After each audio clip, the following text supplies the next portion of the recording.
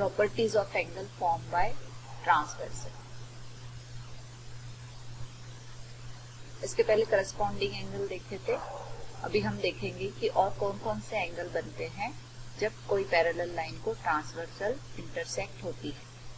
Suppose ये दो parallel line है M और N, P एंड Q, और इसको क्रॉस हो रही है या इसको इंटरसेक्ट कर रही है transversal X and Y at two different intersection point.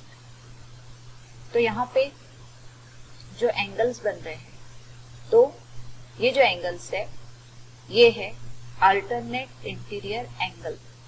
Alternate interior angle, alternate interior angles जो है वो ट्रांसवर्सल के अपोजिट डायरेक्शन में होते हैं। इंटीरियर का मतलब है कि जो अंदर में है, ये जो पैरेलल लाइन है उसके अंदर में जो भी एंगल होंगे उनको हम इंटीरियर एंगल बोलेंगे। तो यहाँ पे जो इंटीरियर एंगल है वो है AC and BD। AC and BD are interior angle pairs. अब इसमें भी जो अल्टरनेट इंटीरियर एंगल्स है वो है B and E। A and B are alternate interior angle pairs. अब यहाँ पे इनकी प्रॉपर्टीज क्या है। जो एंगल्स अल्टरनेट इंटीरियर एंगल, जैसे यहाँ पे एंगल C और एंगल 6, एंगल D है, angle C and angle D। Angle C और एंगल D दोनों 60-60 है, दोनों के मेजरमेंट 60-60 है। तो एंगल C और एंगल D को हम कॉन्ग्रुएंट बोलेंगे। तो ये इसकी प्रॉपर्टी होगी कि अल्टरनेट इंटीरियर एंगल्स जो होते हैं वो कॉन्ग्रुएंट होते हैं। अल्टरनेट इंटीरियर एंगल्स जो होते हैं वो कॉन्ग्रुएंट होते हैं।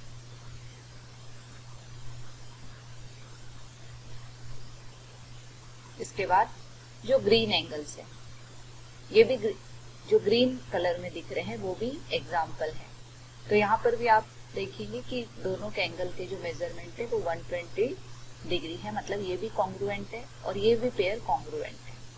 अब इसके बाद इंटीरियर एंगल पेयर, A और C जो है ये इंटीरियर एंगल पेयर है। इंटीरियर एंगल पेयर यानी जो पैरेलल लाइन के अंदर में है और ट्रांसवर्सल के सेम लाइन, सेम साइड में है। जैसे ये एक ट्रांसवर्सल XY है और इसकी सेम साइड में, इसके सेम साइड में है ये और ये और A और D सेम साइड में होने के कारण इन दोनों का जो मेजरमेंट अगर हम काउंट करेंगे तो वो होगा 180 डिग्री। ये दोनों का जो मेजरमेंट है इंटीरियर एंगल का, वो जो मेजरमेंट होगा 180 डिग्री। इसका मतलब जो इंटीरियर एंगल पेयर्स होते हैं वो सप्लीमेंट्री होते हैं। ये एक प्रॉपर्टी हो गई इंटीरियर एंगल की। सप्लीमेंट्री हो गई, सप्लीमेंट्री होंगे और इनका जो मेजरमेंट होगा दोनों का मिलाकर, for example angle A plus angle C जो होगा वो 180 डिग्री का होगा। अगर आप इनको देखें A और C 120 और 60, हमारा हो रहा है 180, 120 और 60 180 डिग्री हो रहा है। और यहाँ पे B और D, एंगल B और जो D है ये भी 180 डिग्री ही होगा। इसका भी जो मेजरमेंट होगा टोटल वो 180 डिग्री होगा। इसका मतलब ये दोनों कॉन्ग्रुएंट, ये दोनों इक्वल सप्लीमेंट्री है और ये दोनों भी सप्लीमेंट्री है। यानी इंटीरियर एंगल्स जो सेम साइड में है ट्रांसवर्सल के वो सप्लीमेंट्री होते हैं। उसके बाद जो बाहर के साइड है, जो पैरेलल लाइन के बाहर में है, उनको हम बोलते हैं एक्सटीरियर एंगल। जैसे H और F, E और G ये एक्सटीरियर एंगल है। H और F, E और G क्योंकि ये पैरेलल लाइन के बाहर है, पैरेलल लाइन के बाहर है, उसको हम एक्सटीरियर एंगल बोलेंगे। अब जो एक्सटीरियर एंगल होते हैं जो अपोजिट है, जो एक दूसरे के अपोजिट है, वह कॉन्ग्रुएंट होंगे। एक दूसरे के अपोजिट में जो है जैसे E and F, angle E and F ये कॉन्ग्रुएंट होंगे।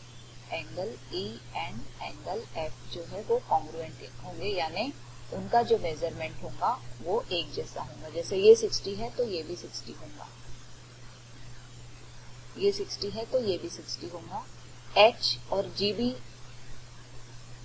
जो है angle H and angle G, ये भी अल्टरनेट एक्सटीरियर एंगल है, अल्टरनेट एक्सटीरियर एंगल, तो ये भी कॉन्ग्रुएंट होंगे, ये भी कॉन्ग्रुएंट होंगे, मतलब इनके जो मेजरमेंट होंगे वह एक जैसे होंगे।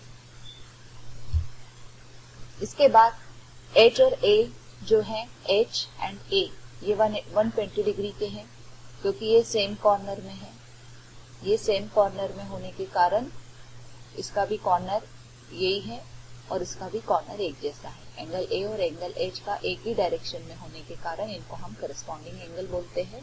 और करस्पॉन्डिंग एंगल के जो पेयर होते हैं, करस्पॉन्डिंग एंगल के जो पेयर होते हैं वो हमेशा कॉन्ग्रुएंट होते हैं, मतलब उनका जो मेजरमेंट होता है वो इक्वल होता है। तो H जो है एंगल वो कॉन्ग्रुएंट होगा एंगल A के साथ।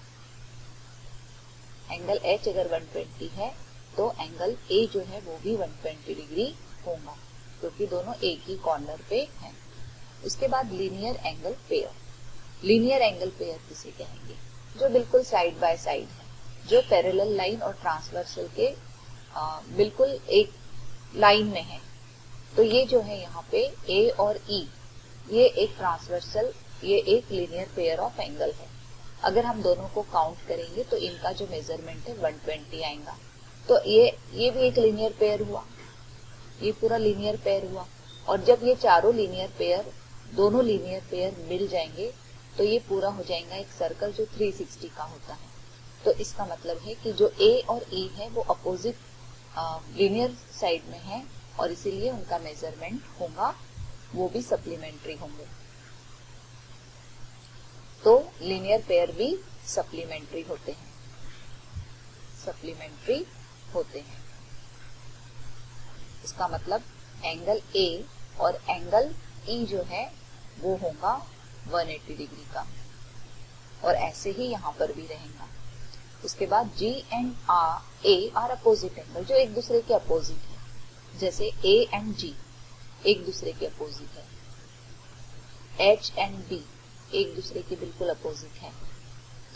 तो इनको हम वर्टिकली अपोजिट एंगल बोलते हैं, जो एक दूसरे के अपोजिट होते हैं।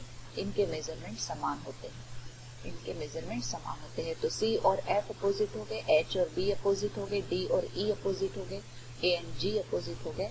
तो G, और इसमें एक एग्जांपल है अपोजिट एंगल पेयर का। तो अपोजिट एंगल पेयर जो है वो कॉन्ग्रुएंट होते हैं। अपोजिट एंगल पेयर्स जो है वो कॉन्ग्रुएंट होते हैं, मतलब उनका मेजरमेंट इक्वल होता है।